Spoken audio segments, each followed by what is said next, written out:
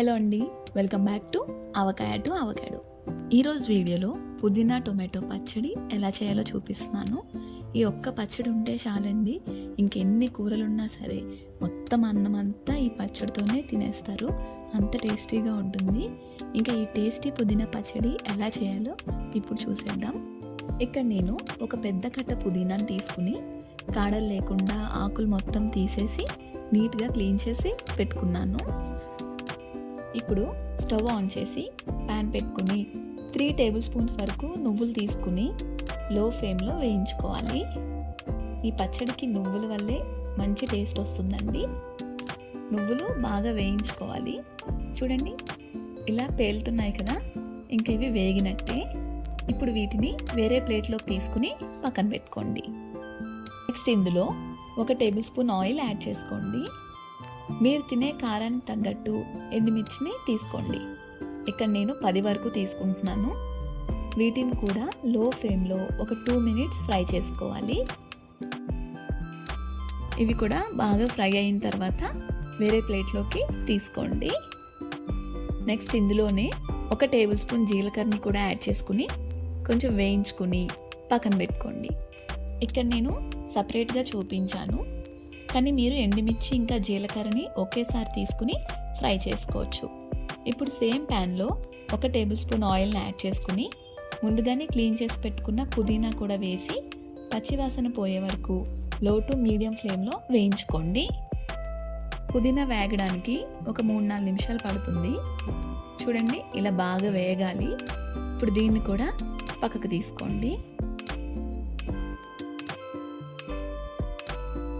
Next అదే ప్యాన్లో 1 table spoon oil add చేసి 3 మీడియం సైజ్ టొమాటోస్ని చిన్న ముక్కలుగా కట్ చేసుకుని తీసుకోండి.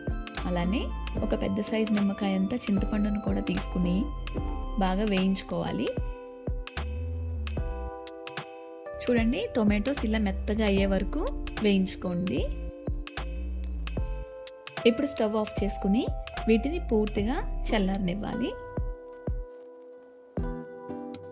ఇప్పుడు మిక్సర్ జార్లో ముందుగా వేయించి పెట్టుకున్న నువ్వుల్ని తీసుకుని పౌడర్లా చేసుకోండి.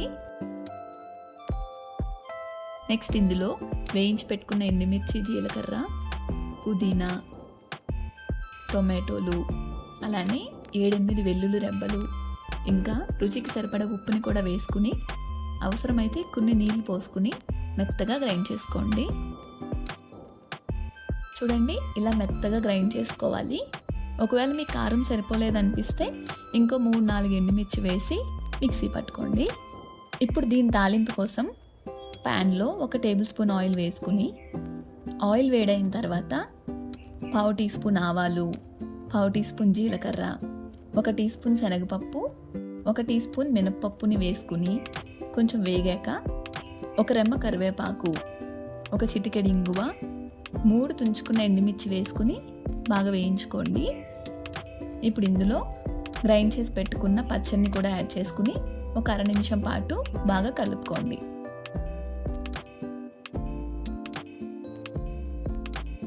అంతేనండి, పుదీనా టొమాటో పచ్చడి రెడీ అయిపోయినట్టే.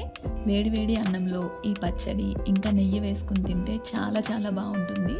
మీరు కూడా ఒకసారి డెఫినెట్గా ట్రై చేయండి. మీ ఇంట్లో అందరికీ నచ్చుతుంది. ట్రై చేసి ఎలా వచ్చిందో మీ ఫీడ్బ్యాక్ని తప్పకుండా కామెంట్ చేయండి. అలానే వీడియో నచ్చితే లైక్ చేసి ఛానల్ని సబ్స్క్రైబ్ చేసుకోండి. ఇంకో మంచి రెసిపీతో మళ్ళీ కలుద్దాం.